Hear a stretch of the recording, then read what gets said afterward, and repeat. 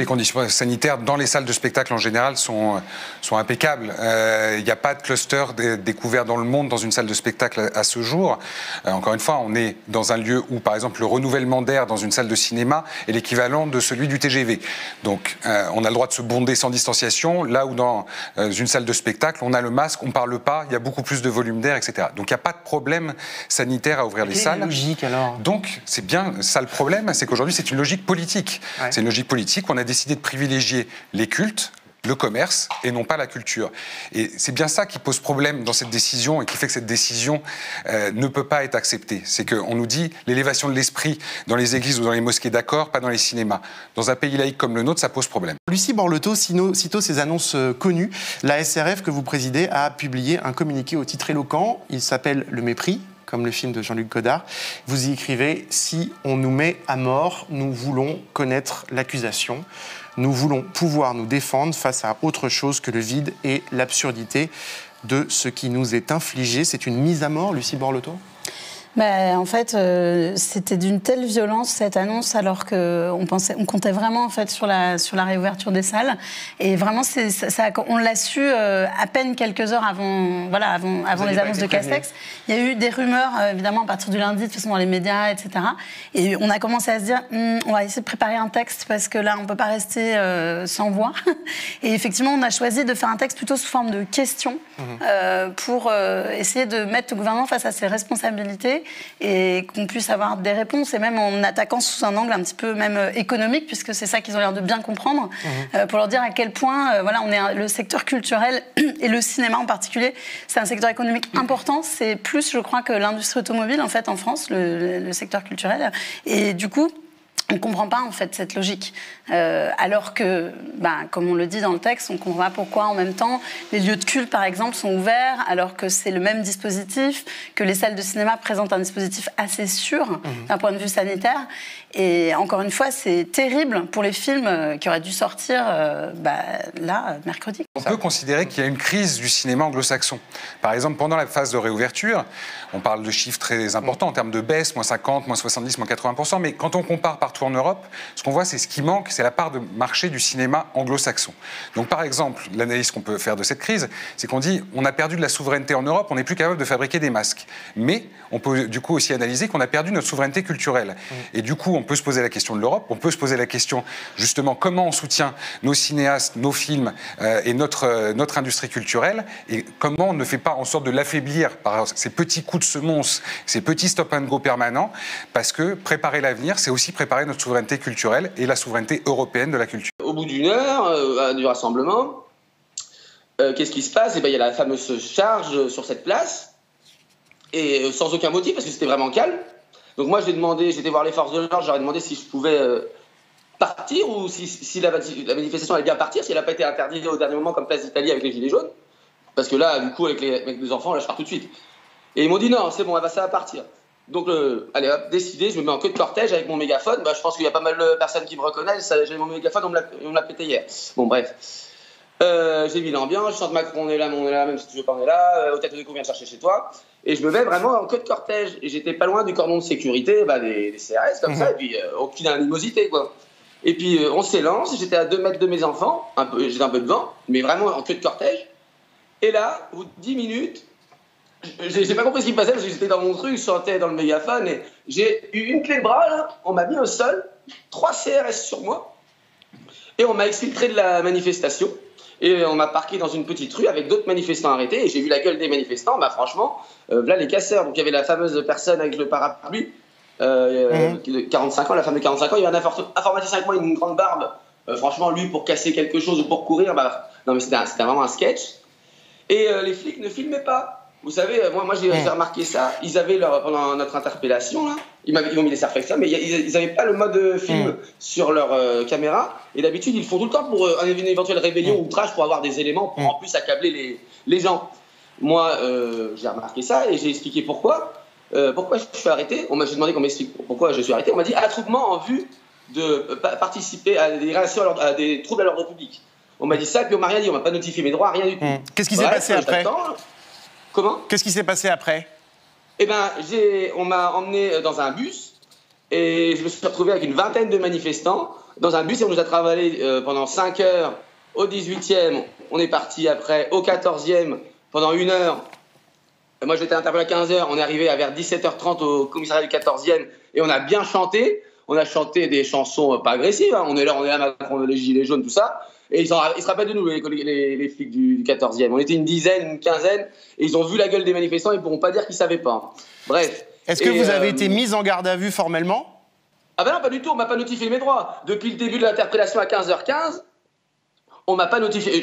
Heureusement que j'ai demandé le motif. Bah, après, j'étais pas surpris. Parce que quand on est gilet jaune depuis le 17 novembre, on a l'habitude. Mais c'est pas grave. Mais ce que je veux dire, c'est qu'après, au commissariat du 4e, on est resté 1 heure. On nous a encore retransférés au commissariat du 13e. Pour après, à 21h, on passe devant l'OPJ. 1 minute, bon, vous avez fait quoi ? Il regarde le dossier. Ah oui, attroupement en vue d'eux, bon, bah allez, dehors. 1 minute devant l'OPJ. On a été méprisés, soyons clairs, méprisés. Ces propos-là, c'est du mépris ? Pour moi, c'est du mépris, oui, c'est du mépris. Bon, il a pas calculé ce qu'il avait dit, c'était sûrement pas écrit, hein, mais alors, je voudrais revenir sur le fait qu'il se soit effectivement engagé, etc., mais qu'il ne respecte pas. Il nous a reçus à l'Élysée. Il s'engage sur 146 propositions, c'est ça ? Sur les 149 qu'on avait émises. En disant je prends 3 jokers. Déjà 3 jokers dans un jeu, c'est beaucoup. Et en fait, le lendemain même, Pannier-Runacher arrive à l'Assemblée nationale. Il avait dit le moratoire sur la 5G. Elle arrive le lendemain à l'Assemblée nationale. Elle présente la mise aux enchères pour les. Enfin, c'est hallucinant. Pour la 5G. Pour la 5G. Qui était une des propositions de la Convention citoyenne, d'avoir un moratoire sur la 5G. D'avoir un moratoire sur la 5G. Et le lendemain même, allez, 4e joker. Voilà. Et ça a été comme ça sans cesse. Après, je crois que je ne sais pas combien il a de jokers dans son jeu, mais pour moi, quelqu'un qui a autant de jokers dans son jeu, ça s'appelle un tricheur. Le mépris, surtout le mépris. Je pense qu'on peut ne pas être d'accord avec des gens, on peut aller dans le débat contradictoire, mais il y a une chose qu'on n'a pas le droit d'avoir envers les Français, c'est du mépris. Je pense que ça, c'est le pire qu'on peut avoir, et lui, il en a beaucoup. Donc ça fausse quand même un petit peu les choses.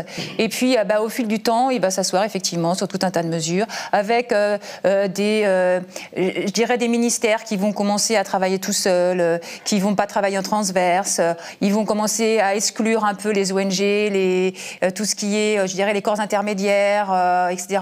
Et ils vont installer, le gouvernement va installer avec nous un aller-retour, mais tout seul. Donc ils travaillent tout seuls. Et à un moment donné, ils vont travailler au détricotement de nos mesures, en fait. Et ça va s'accélérer. Et au fur et à mesure du temps, on va avoir des annonces et à chaque fois, on perd.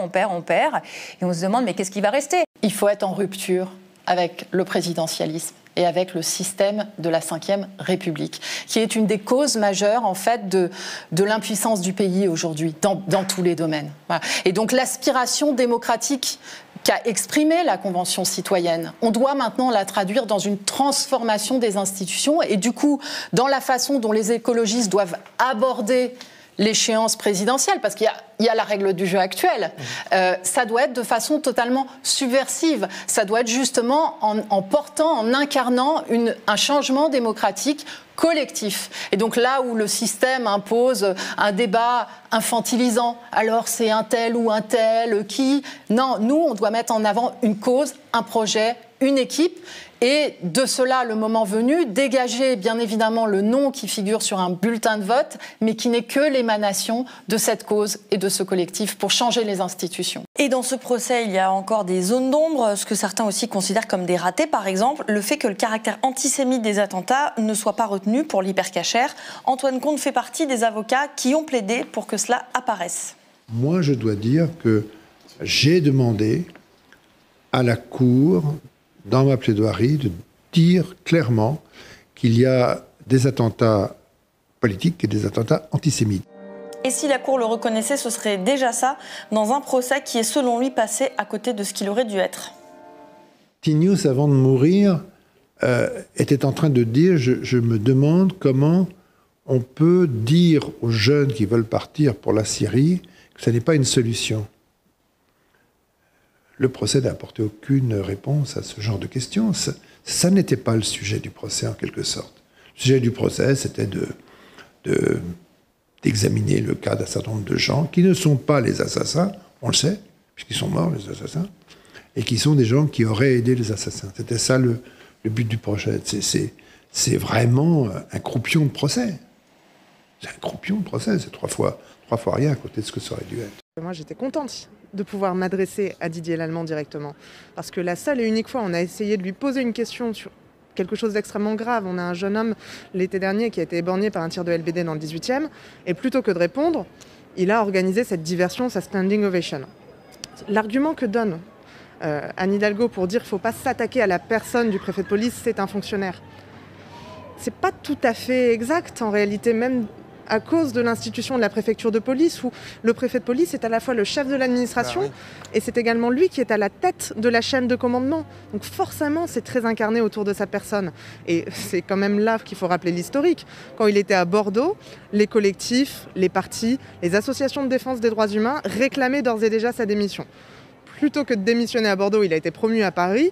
On ne peut pas faire comme si l'arrivée de Didier Lallemand et sa manière d'exercer la fonction de préfet de police ne changeaient rien.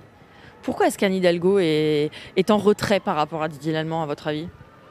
Je ne sais pas s'il est en retrait. En tout cas, elle essaye d'expliquer que c'est du fait de sa stature de maire. Pour moi, ça ne s'incarne même pas tellement autour d'Anne Hidalgo. C'est l'ensemble du Parti socialiste qui compose majoritairement le groupe Paris en commun à la ville, qui est assez ambigu, qui est assez paradoxal dans ses positionnements sur les projets de sécurité. Là, par exemple, le groupe parlementaire Parti socialiste était contre, officiellement, le projet de loi, la proposition de loi sécurité globale. Pourtant, c'était quand même assez défendu à Paris, parce qu'ils avaient besoin de cette proposition de loi et qu'elle soit votée pour créer la police municipale. Donc il y a un moment, il faut savoir régler ces paradoxes. Pour le coup, la question du préfet de police de Paris, Didier Lallemand, elle pourrit les relations entre les écolos et la maire de Paris. Je pense pas du tout, en fait. Elles sont pas compliquées vos relations sur cette question de Didier Lallemand ? Nos relations sont compliquées en général, et c'est normal parce qu'en fait on appartient à la même majorité, mais on n'est pas d'accord sur un certain nombre de sujets. Et y compris, il y a eu des manœuvres qui, à mon avis, n'ont pas apaisé les relations de travail au sein de la majorité. Lesquelles ? Notamment tout ce qui s'est passé autour de l'affaire Christophe Girard, ce qui s'est passé ensuite sur la question des rapports ambigus des écologistes à la République, autour du vœu sur la dénomination d'un lieu en mémoire de Samuel Paty, où là, vraiment, on est tombé dans la fake news et soit la manipulation, soit l'absence de considération de ce que ça pouvait créer au sein de la majorité. Dans tous les cas, il y a un problème et il faut le régler. Et vous n'avez pas eu de rappel à l'ordre en privé ou de message par rapport à votre intervention d'hier ? J'ai eu que des félicitations, y compris de la part d'élus socialistes, donc finalement, de mon côté, tout va bien. Youane, il y a beaucoup de choses dans cette enquête, mais peut-être que les accusations les plus problématiques, c'est ces dernières-là, celles de harcèlement sexuel ou de comportement déplacé envers les hébergés de la part des dirigeants de l'association. Ouais, l'enquête montre quand même qu'il y a des problèmes. Alors, c'est quand même différent entre le président Nicolas Noguier et le directeur général Frédéric Gall. Sur le président Nicolas Noguier, notre enquête démontre qu'il y a des problèmes, notamment dans les relations qu'il peut y avoir avec les jeunes, des relations un peu trop, que certains qualifient de trop intimes, au sens il est très câlin. Beaucoup de jeunes, notamment à Montpellier, le siège l'appelle papa. Par exemple, ça c'est quelque chose qui pose énormément de problèmes et qui pose énormément de questions à beaucoup de bénévoles et de salariés qui sont passés par l'association. Pour Frédéric Gall, il y a eu d'autres faits qui sont révélés dans l'enquête, notamment des faits qui peuvent s'apparenter à du harcèlement sexuel. Ça peut être mettre la main sur la cuisse de certaines femmes, faire des remarques très, on va dire, grossières, sexistes, et puis certains faits qui peuvent même s'apparenter à des agressions sexuelles, qui pourraient être qualifiées comme telles en tout cas. Le Parti socialiste dans les Bouches-du-Rhône, c'est un double stigmate. C'est d'un côté, effectivement, le bilan du quinquennat Hollande qui est toujours compliqué, mais c'est aussi les affaires. Faut bien voir que sur les 10 dernières années, on a plus d'une dizaine de parlementaires de gauche, alors socialistes ou apparentés pour la plupart, qui ont eu affaire à la justice pour des affaires de probité. Donc c'est aussi ça qui est derrière. Et quand Michel Rubirola avait fait son discours en accentuant l'effort sur la lutte contre le clientélisme, c'était aussi des gages donnés à ceux qui étaient prêts à faire confiance à Benoît Payan parce qu'il n'est pas dans la génération de ceux qui ont été incriminés, mais qui attendaient une vraie révolution en termes de pratique. Benoît Payan, lui, n'est pas particulièrement engagé sur le terrain des affaires. Il s'est toujours gardé de critiquer les différentes garde à vue ou mise en examen des uns et des autres. C'est pas son terrain. Est-ce qu'il ira maintenant qu'il va être aux manettes? C'est moins sûr aussi. Ouais. c'est une enquête qui a commencé il y a plusieurs mois à Paris et qui a débouché mi-octobre, après l'ouverture d'une information judiciaire, à la mise en examen pour des chefs, pour des motifs extrêmement lourds. Hein. Effectivement, tu l'as rappelé, viol, proxénétisme aggravé, traite des êtres humains aggravée, visant 4 personnes, dont 2 producteurs connus en fait hein, du porno français, qui sont connus sous leur nom d'artistes, si je puis dire, de producteurs en tout cas, Pascal Opé et Matadix. Le premier ainsi qu'un de ses collaborateurs sont aujourd'hui en détention provisoire. Ils sont bien entendu, il faut le rappeler à chaque fois parce que c'est important, ils sont bien entendu présumés innocents. Dans le cadre de cette enquête, il y a 5 plaintes, il y a 5 plaignantes qui en fait ont été mises ensemble, rassemblées. Qui ont été rassemblées, par les enquêteurs dans le cadre de leurs investigations. Et ça s'inscrit plus généralement dans un contexte de mise en cause de l'industrie du porno, en France et à l'étranger, on y reviendra, mais en France aussi, parce que les vidéos qui sont au cœur des investigations des enquêteurs se sont retrouvées, pour certaines d'entre elles, sur des plateformes extrêmement connues, ayant pignon sur rue, comme Jackie et Michel. Une camionnette transportant des migrants qui aspiraient à rejoindre l'Angleterre a été repérée par la police sur une aire d'autoroute belge. Elle avait notamment des fausses plaques d'immatriculation. C'est ainsi qu'a débuté la course-poursuite entre la police et le camion transportant les migrants. Elle a duré 37 minutes et un policier a pris l'initiative de charger son arme et de tirer. Alors Nejma, tu as rencontré hier à Paris l'avocate de la famille de Maouda. Elle s'appelle Maître Selma Ben Khelifa. Elle t'a raconté pourquoi cette tragédie a bien failli être enterré. Je ne suis pas quelqu'un de favorable à la prison en général. Cependant, le réquisitoire du ministère public tellement strict, il n'avait pas à faire ça. C'était complètement insensé. Sortir son arme et la charger alors que c'était des migrants, alors qu'il y avait des enfants, c'est complètement fou. Personne ne doit faire ça. Aucun autre policier n'a fait ça. Enfin, cette sévérité pour en arriver à 1 an avec un sursis, ça a quelque chose de tellement disproportionné qu'on en vient à dire c'est de nouveau la théâtralisation de l'impunité. Qu'attendez-vous du jugement qui sera rendu en février 2021 ? Je n'attends pas grand-chose parce que l'impunité de la police est un phénomène que ce procès dénonce, mais qu'il faudra continuer à dénoncer à plus long terme. Parce que tant en France qu'en Belgique, on constate que les violences policières deviennent de plus en plus exacerbées et que le corps se protège de plus en plus et finit par être un État dans l'État auquel on sent que même un procureur a peur en fait d'être trop sévère à leur égard. Et donc il faut que la justice remplisse son rôle de second pouvoir, non, quand l'exécutif exagère, quand la police exagère, la justice est là pour dire non, mais ils ne remplissent pas ce rôle suffisamment.